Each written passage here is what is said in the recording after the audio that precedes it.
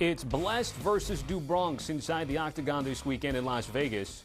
UFC 326, a rematch between BMF champion Max Holloway and former lightweight champion Charles Oliveira. First meeting was a decade ago. Holloway won the featherweight bout via TKO after Oliveira injured his shoulder and could not continue. We do not want that here in 2026. What we do want is Brian Campbell, who's joining us with his bold predictions for UFC 326 and this main card.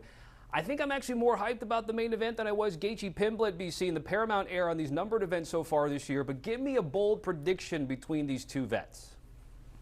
We're talking about the main event here. Look, I've got Max Holloway to win big, even by knockout, which is crazy to think about given the fact that we have two superstars here. But the thing about Charles Oliveira at age 36 is when he's at his best, he's running into you, creating chaos, bringing the fight to you. The problem is Max Holloway has consistently been among the best strikers really in the sport's history. He's long said that he has the best boxing in UFC. You know he loves to point down in the final 10 seconds where he keeps that chin tucked and lands big shots. As dangerous as Oliveira is as the greatest finisher and submission artist in UFC history, the later the fight goes, the more he gets worn down from keeping up that big pace. I think Max Holloway not only knocks him out, but we get a bold call out for the White House main event. Give me Conor McGregor, give me Justin Gaethje, give me Ilia Topuria. Give me freedom. Give me whatever I'm looking for. I think it's going to be a big night for Max. It's almost like a bold prediction two-leg parlay. The win and then the call-out afterwards to get to the White House event later this summer. Let's get to the co-main, Caio Borralho and René de Ridder. What's the bold prediction in this fight?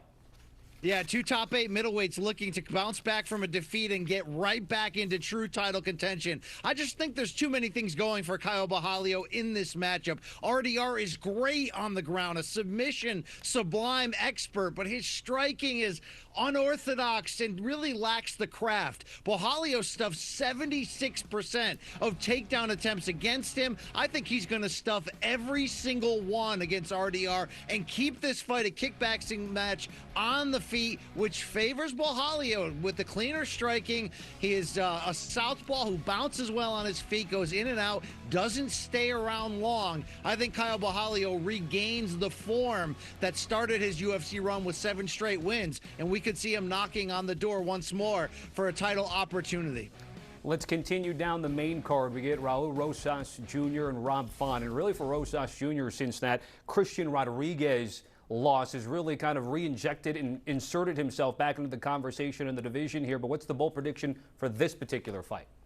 You nailed it. Rojas has won 4 straight, 2 by stoppage, but this is the big step-up fight of his career against a ranked opponent in Rob Font. And my prediction here, boldly, is that he not only continues this great run, he stays on the pace that he's on to maybe, just maybe, have a chance of breaking Jon Jones's record of being the youngest champion in UFC history. Jones did it in 23 years and 8 months. Rojas is 21 years and 5 months at the moment. But if it defeats the 38-year-old Font, he would go into the rankings for the first time, and that could keep him on pace to continue to climb the ladder. Whether or not you think his catchphrase is cringe of chihuahuas, Tommy, Rojas is coming on, and I think he gets a big win on Saturday. He's still on that trajectory, which is crazy to think. Let's go to the first fight on the main card. Back to middleweight and 2 Brazilians going at it. What's the bold prediction for Gregory Rodrigues and Bruno Ferreira? I mean, is it bold to say that these two sluggers aren't going to make it out of round 1? It might be, but my real bold prediction is that this is a round 1 stoppage, but it's the opposite of the first fight. They met in 2023 in Rio, and Bruno Ferreira delivered a first-round stoppage against RoboCop. Both are still big-time finishers. Both have won 5 of their last 6 fights. But I do think overall Rodrigues is the better fighter with the brighter ceiling of the two. Ferreira a little bit more wild and unpredictable. Give me RoboCop by TKO 1 to gain revenge and continue his march into contention. Lastly, we do get a glimpse of bold prediction in the prelims, Cody Garbrandt and Zhao Long.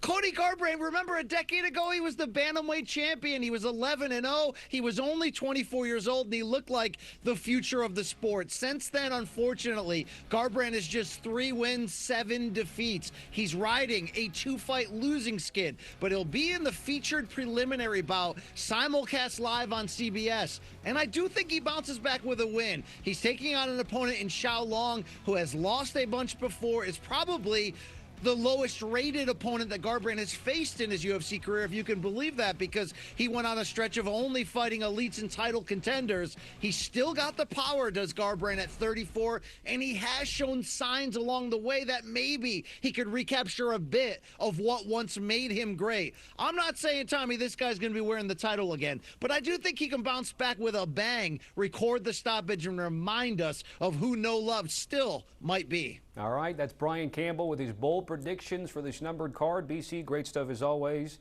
And there it is, Holloway Oliveira 2, a decade in the making for the rematch inside at T-Mobile Arena. If you have a Paramount Plus subscription, that's all you need as the main card gets underway Saturday at 9 Eastern.